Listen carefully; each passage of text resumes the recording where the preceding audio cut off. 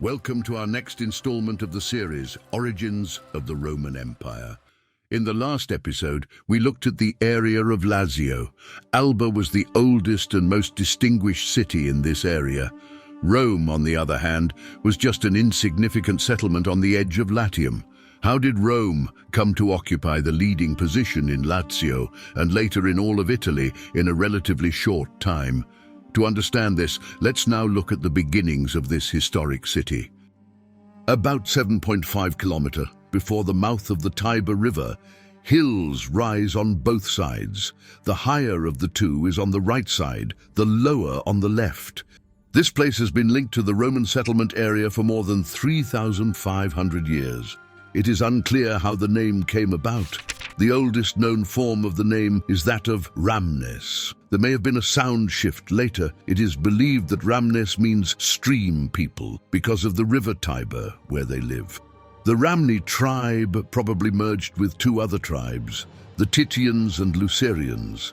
At the beginning, they lived spatially separated, but already had a common administration and shared offices and duties. All of their membership numbers were divisible by 3. Nevertheless, there was only limited mixing of peoples. One can rather speak of coexistence. It was only with the rise of the city that homogenization occurred. The Ramni probably gave their name to the Romans because they were the most influential tribe. Like the Romans later, they were Latins. It is assumed that the Lucerians were also a Latin tribe. The Titii, on the other hand, were a Sabellian tribe. This is unusual because the Romans and Samnites were later enemies for a long time, as the Samnite Wars, 343–290 BC, clearly attest. The enmity probably did not exist at that time. The cultural influence of the Titians was no longer present at the time of the wars. The fusion of the three tribes can be described as Sinoicism, as was the case in Greece and Athens respectively. The tribes probably first settled separately, then together on the hills, and built their castles there. The fields were cultivated from the surrounding villages. There can be no talk of Rome being founded as a city, as was the case in the legend of Romulus and Remus. The founding and rise of Rome was a long and steady process. The area around that town is less fertile than most other Latin cities, e.g., wine or figs cannot be grown there. There was a lack of extensive springs, and the river regularly overflowed during the rainy season. The water did not drain away quickly enough, which is why the valleys and lowlands were flooded.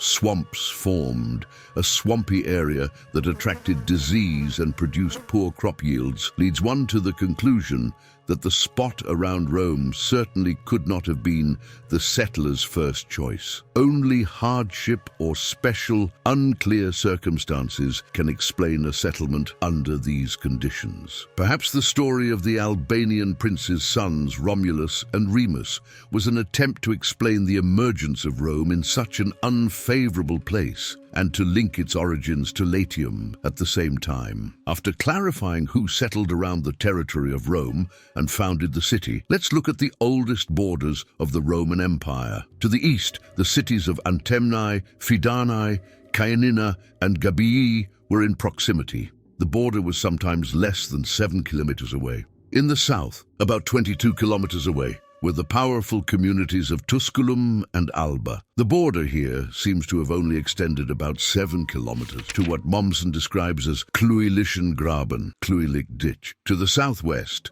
the border between Rome and Lavinium was 45 kilometers away. It can be observed that Rome was severely restricted inland. In return, the city was able to stretch out unhindered on both banks of the Tiber towards the sea. The legend claims that the possessions on the right bank of the Tiber, the 7 hamlets, Septem Pagi, and the important salt flats at the mouth were wrested from the Veientians by King Romulus. Furthermore, the later Roman king Ancus seized the bridgehead, the Ianiculum, on the right bank of the Tiber and fortified the port city of Ostia at the river mouth.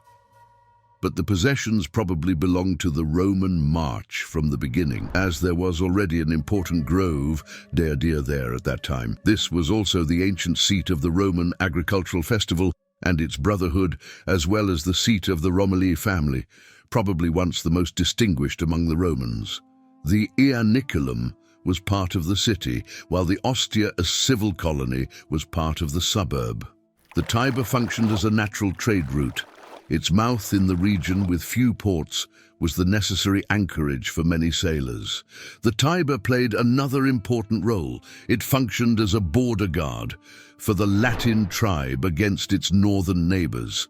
As the Latins quickly discovered, Rome was the ideal place for sea and river trade, but also for border defense. No place far and wide was better suited for this than Rome.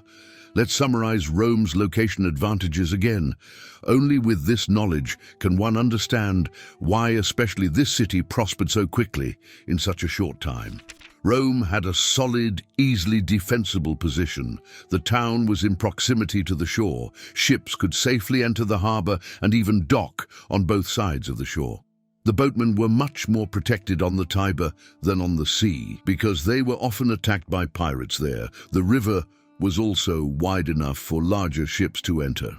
However, you have to keep in mind that ships were generally not that big at the time. Because of this favorable position, Rome developed into a popular trading center. However, its locational advantages only became noticeable over time. When the first settlers settled in the area, they did so out of necessity.